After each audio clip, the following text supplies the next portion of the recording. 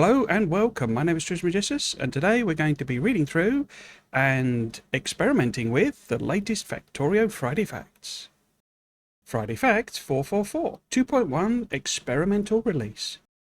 Posted by Clonan. Hello, we hope your week has been pleasant. Before we get into this, an apology if the audio is a bit rubbish. It's because I'm using a noise cancelling software because I have a desk fan on, I have my air conditioner on, my PC is struggling to cope because we are still very much in a heat wave in the UK, and it's actually affecting quite a lot of Europe as well. So that's why the audio is rubbish. I mean, I know that my audio is never that brilliant, but if it sounds a bit weird and clipped, that's because of the noise cancelling software. It's also, thankfully, a very short Friday Facts, and you shouldn't be watching it. You should be going and playing the game, which is basically what this is about. 2.1 Experimental. This week we released the 2.1 Experimental. I mean, I didn't, we did. You can read the full changelog on our forum. Funnily enough, the changelog was too long to post on Reddit, as the limit is 40,000 characters. Oops. So I should just note, before we look at, well, we'll come back to the picture later on actually. I am doing a video which is, it's not everything in the changes, it's not all of the changes. It's my favourite, or the bits I found most interesting from the changelog, because it is absolutely bonkers. It's over 500 entries long. If you're interested in what's in it, and or you're not playing the game yet or what have you, then you can go and look at that changelog and kind of see some of the highlights as well. I say, I have a video coming which I'll work on instead of this Friday Facts. So yes, the picture is just the new assembler models. We'll come back to it later, but I guess just a note, this is a wallpaper sized image. So if you want a nice Factorio, wallpaper, a new one for the new release, this is a 4K wallpaper basically. You can opt in to experimental now, and there are some things to bear in mind. You get all the 2.1 changes today. 2.0 save games will load, but there may be changes that break your factory designs. That one is worth paying attention to, particularly if you've done a lot of circuit network based stuff. What I actually thought this Friday Facts was going to be about is there's quite a few combat changes. They've not added a new weapon system or something like that. It's not that scale of stuff, but they've done a lot of tweaking, and also the shotgun in particular has had a lot of, and combat shotgun and shotgun shells have had quite a lot of buffing. So if you're either using any of those or dependent on them, then it may not be one to update. My recommendation, to be honest with you, is start a new save. You're kind of missing some of the stuff, if you see what I mean, if you don't start a new save, I think. But it does carry over pretty well in my experience. We recommend backing up any saves and blueprints you care about before switching. You can do that. You'll find, if you find app data under your user profile, if you're using Windows, you'll find your save files in there basically. But yeah, you can take copies of them. They're just little zip files. Well, not little, depends how big your factory is, but they're zip files basically, so you can just take a copy of them, stick them somewhere safe, because as it notes, once updated, blueprints and save games cannot be downgraded to 2.0. This has always been true if you're relatively new to the game, or you've not done any of the major upgrades or done experimental or anything, but they're basically never backwards compatible. It will always say you need to be on it, because it notes what version you saved it on, and then basically says you need to be on that version. Do you want to update the game, type of thing? So basically you can't really go backwards. You have to start a new save if you're doing it. So if you do want to just check out 2.1, come back to it later, you want to play on your main factory on 2.0 or what have you, then you'll have to do that. Obviously this is a 2.1 change. I don't know if that's been entirely clear. The vast majority of stuff, I would say, is base Factorio relevant. There are, and especially marked, they have like a little, the little icon for the spaceship, the rocket rather. Though, there are a good number of those, but most of the stuff is really relevant for 2.0 as well, as in the base game, as in normal Factorio. So if you've not got Space Age, this isn't excluding you. You can, you are upgrading as well. There may be further gameplay changes and tweaks. Mods you rely on may not be updated yet. People do it in their free time as a hobby type of thing, or a bit of fun. So don't pester them to do, update their mods. I'm sure they'll do it in due time, or maybe someone else will pick it up for them. By playing the experimental releases, you can help us improve the game. You are our QA, so please report any bugs on our bugs forum. Any gameplay feedback or suggestions, go to ideas and suggestions. Give your thoughts on any of the discussions in active topics. You can help us translate the 2.1 update on our crowding project. Yeah, so basically if you find any bugs, if there is anything you find, 2.1 is experimental, it's not finished. I'm sure there are bugs still. I mentioned last week I found one. It's not going to be bug free. The thing I would say is you're very unlikely to hit a gameplay breaking bug. But yeah, generally speaking, if you are worried about that sort of thing, just wait. You know, it's only a couple of months, it'll be stable, or back up your saves and go back to 2.0 if you don't like the experience. So you have to bear that in mind. But as I say, from my experience, playing on experimental basically always, it's never game-breaking stuff. How to opt in to the Factorio 2.1 experimental. You can do a clean download, where you can download the full experimental package on our download page. You basically have to register your account, and I mean, if you purchase from their website, you can get it anyway, but you can link your Steam page to the website and you can just download it. So that's another option. If you're playing on Steam with your normal game, you can download it, stick it on your desktop or a spare hard drive or something, and then play separately. There's an executable in there. You just go into bin, you find the bin folder, and then basically factorio.exe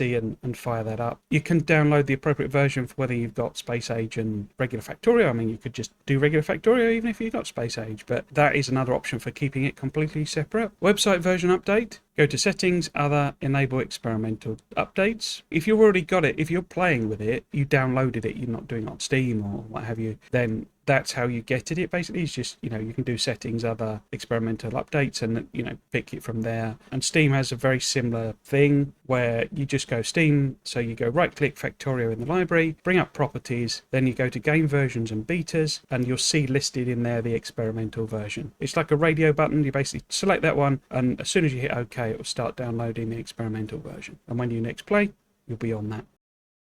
Other details. As a part of the update of our graphics and audio systems, we have raised the minimum operating system requirement on Linux. The minimum version of the system's glibc is now 2.36, released in 2022. If Factorio doesn't launch on your system, you may need to update. Headless and Steam versions are not affected. I don't really know Linux, so I don't know what those are. The headless version, that's what you use if you're running a server, so if you're running a private server for multiplayer, basically, and it's saying that those, because that's, there's a Linux version of that, I believe. So that's just saying that those will work fine. We have also raised the minimum requirement for macOS to 10.13, High Sierra, which officially reached end of support and end of life back in 2020 and hasn't been supported on Steam since 2024. Cracking on.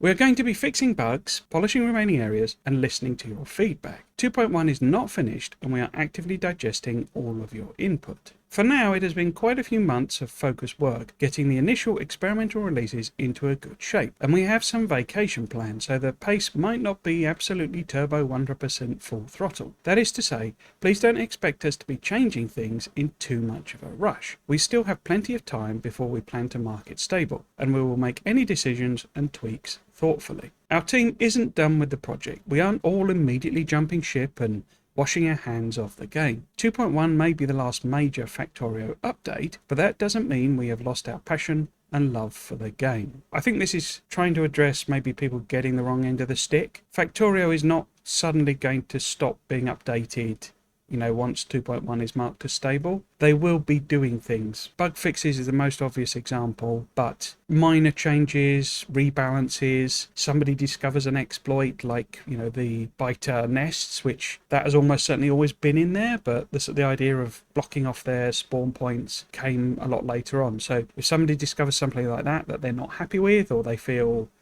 maybe needs a tweak and then they're happy with it, they're going to be looking at things like that. I also wouldn't be surprised if they did chuck in just a new this or a tweak that, or they do a bit of optimization. It's not going to be completely dead, is the point, which maybe people got the impression that it was. Friday Facts Furlough.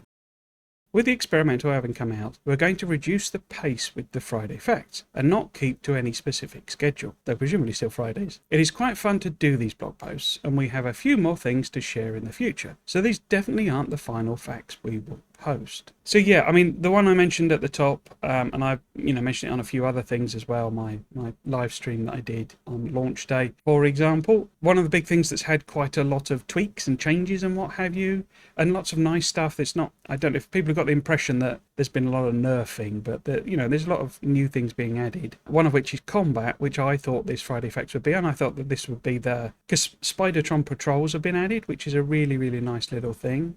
There's been a whole load of changes and buffs and improvements to the combat shotgun and the shotgun and shotgun shells. There have been tweaks to biters. They're not properly documented in the biter expansion, basically in the actual changelog. So I thought they might try and explain what they'd done there. So I thought they'd maybe cover some of that stuff, but they just wanted to promote the version 2.1 release, which you should all, as I said at the top, go and be playing, not watching this. And just, to confirm, if and when they do new Friday Facts posts, I will do videos on them. As it happens, I mean, as I say, audio, the excuse at the beginning, and, my AC is on and all this sort of stuff, because it is staggeringly hot in the UK at the moment. So it was actually a bit of a relief not to have to do another mega edit.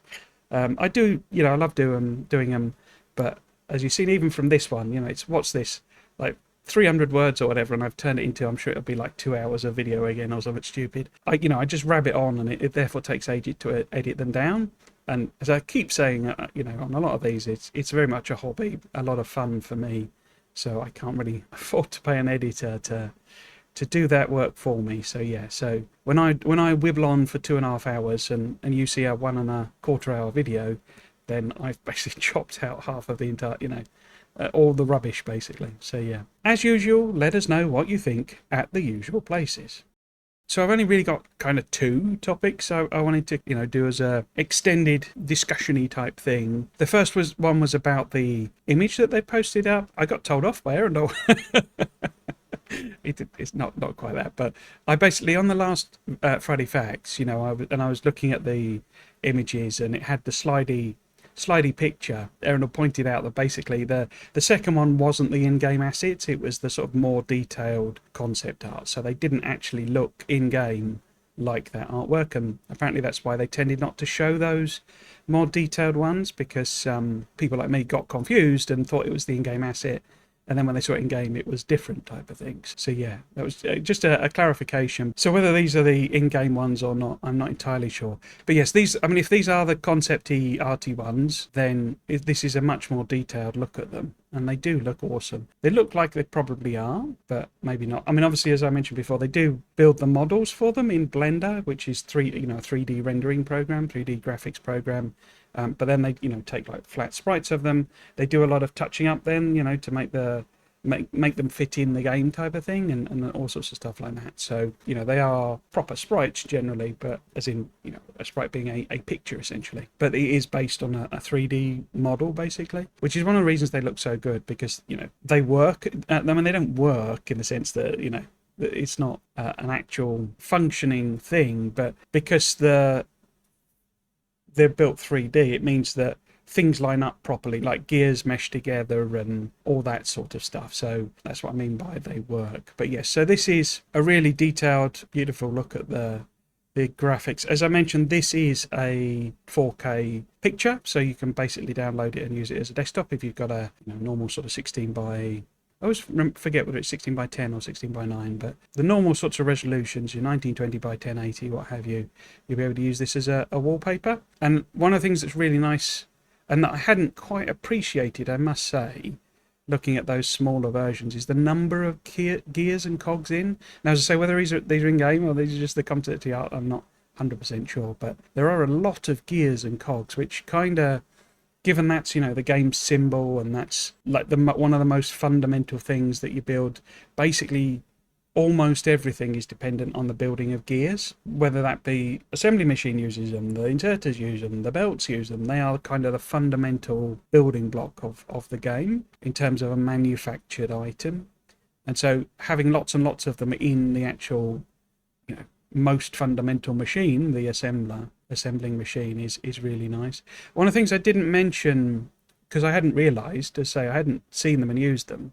What they've now got is this little diode, this little light, which has it's basically the, I can't remember what the mod's called, but the one that shows whether machines are working or not, or, whether they're blocked up. So it goes from green, green is working, red is stopped, as it were, and then it has special colours, and I think it's blue for if the machine is like blocked output, essentially. So in other words, it's full, it's made something, but it can't then put it out.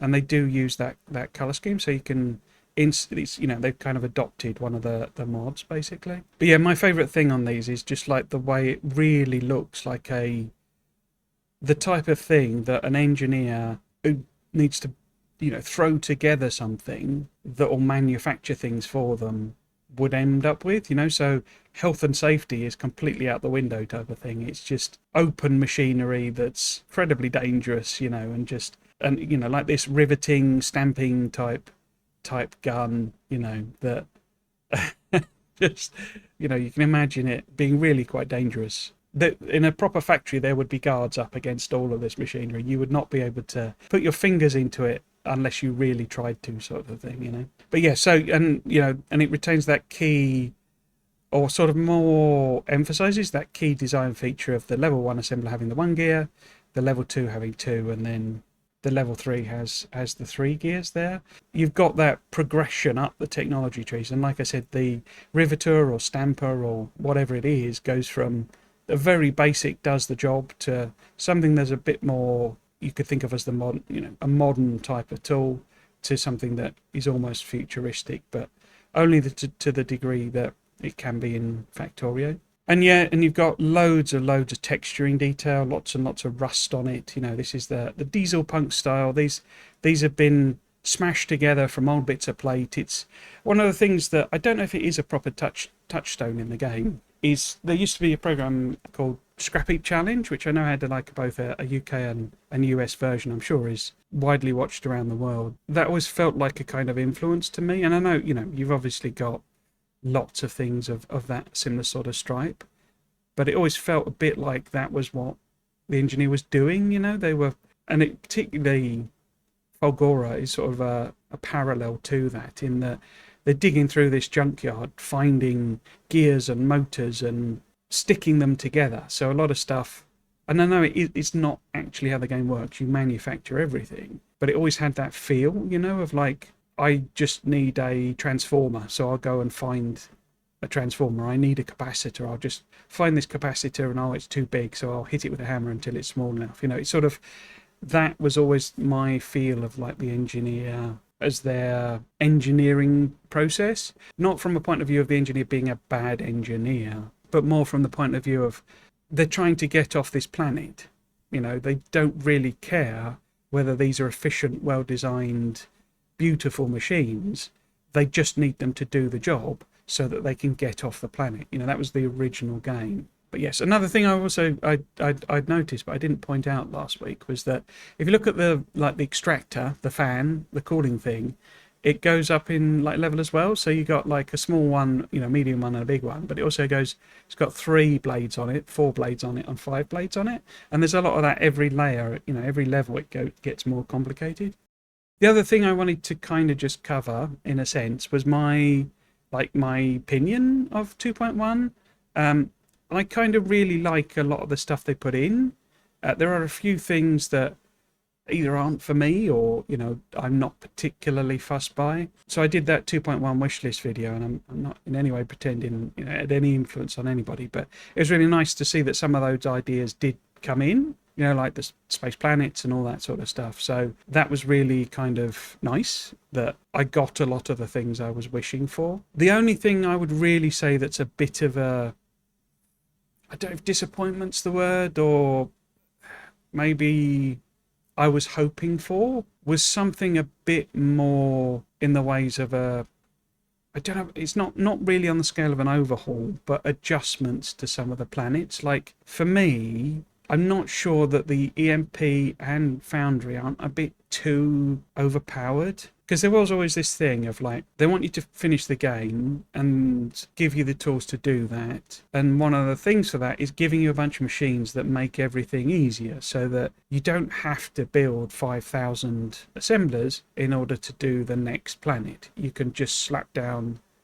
10 foundries or what have you, and that does the job for you. And that's fine. I mean, there are, other issues that I've always had with Space Age where the planets are weirdly shallow but also weirdly broad, because as I've said many times before, the experience of restarting is what turns me off of the planets, because it does just feel like you're going back to scratch. And the fact that like 40% of the technologies are all trigger techs means you're only really researching 6 things, so it feels just so very shallow. But those mechanics are quite good, and they're, I like the scrap mechanic, I like the lava processing mechanic, there's Gleber as well. I quite like the idea of those mechanics. The fact that you spend half your time on them, and I'm sure if I played it a lot more, I'd get better at it. I'd have blueprints to help me. But it just feels like you spend so much time doing the bit that I hate, which is the manual handcrafting, manual mining, putting together a botched together thing just to get the next trigger tech. I wasn't expecting and didn't want any of that to change, but something like nerfing the foundry a little bit so that it's not 50% productivity, it's 25% or something like that, or just making it so that it's a bit differently balanced, shall we say. Maybe making a couple of the techs not trigger techs, that they have to be researched, and therefore tweaking the recipes round. That was kind of what I was hoping for, and that's when, because Aquilo is weird. I find that a strange planet and a strange challenge. It's it's doing the C block thing. I mean, I don't dislike the playing there.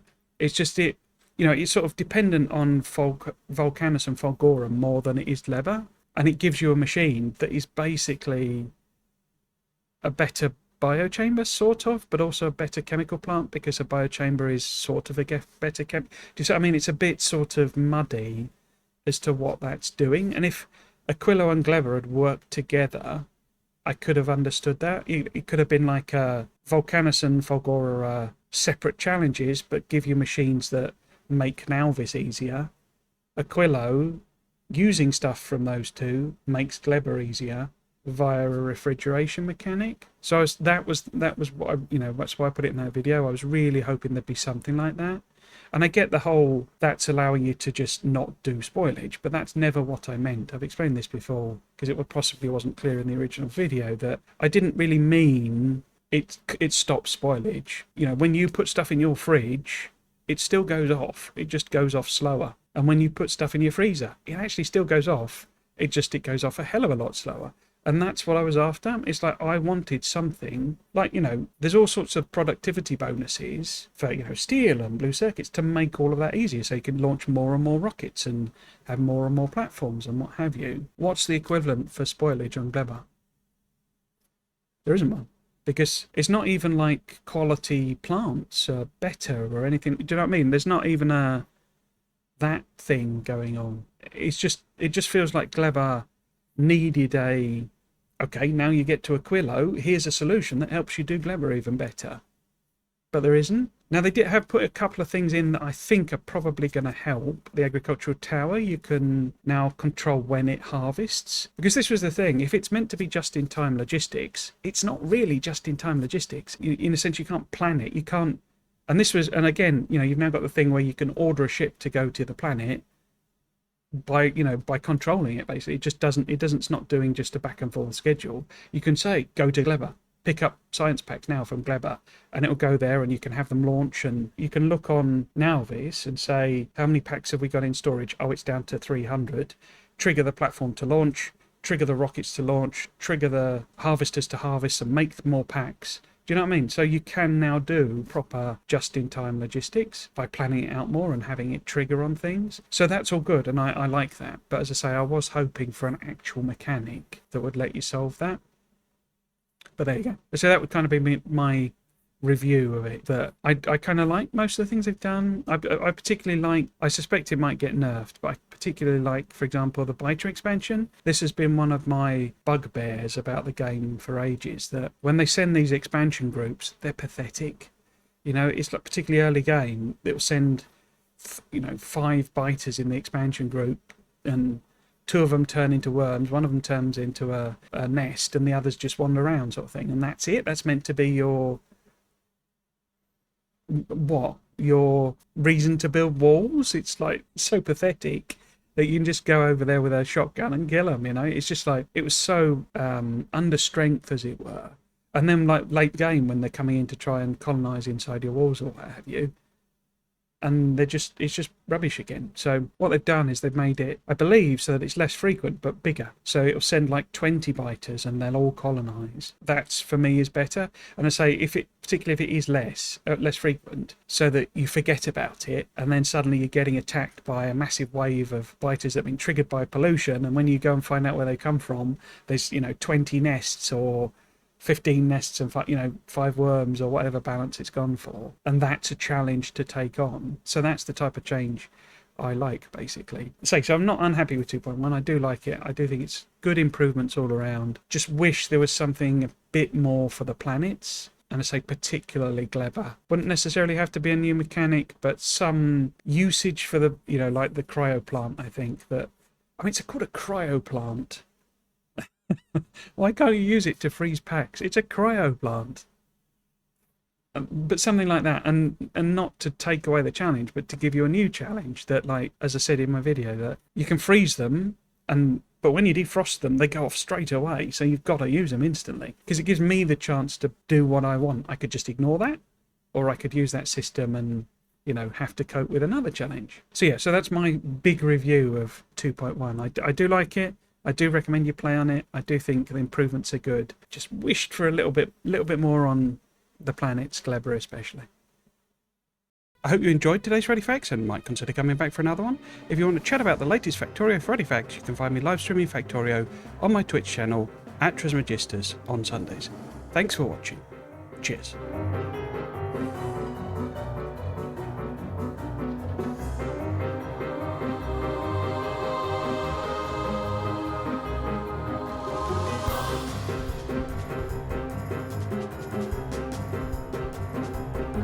British expression, that cracking on.